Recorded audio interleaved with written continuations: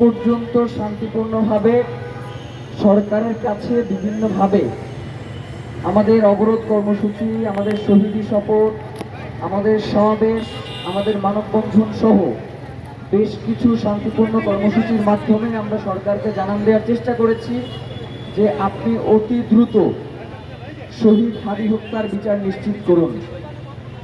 কিন্তু এখন পর্যন্ত সরকারের পক্ষ থেকে সুনির্দিষ্ট কোনো তথ্য উপাত্ত আমাদের সামনে উপস্থাপন করা হয় নাই, যার মাধ্যমে আমরা আশ্বস্ত হতে পারি যে এই সরকার শহীদ ওসমান হাদির হত্যার বিচারের জন্য আগ্রহী।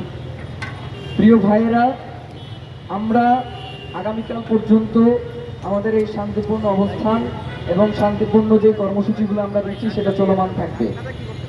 আগামী 7 তারিখ মানে আগামীকালকে সরকারের পক্ষ থেকে চার্জশিট দাখিল করবার কথা রয়েছে।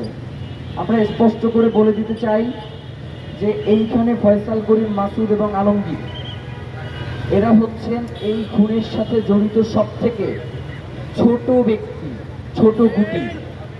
মানে এই খুনে তো সে টাকার বিনিময়ে করেছে, তাইলে তাকে এই খুনটা করালো কে? অবশ্যই এর পিছনে কেউ না কেউ রয়েছে। আমরা সরকারের কাছে স্পষ্ট বলে দিতে চাই, আগামীকালকের চার্জশিটে কোনোভাবে যদি শুধু ফয়সাল করিমকে দিয়ে নামকে অস্তে একটা চার্জশিট দেওয়া হয়, বাংলাদেশের জনগণ সেই চার্জশিটকে প্রত্যাখ্যান করবে।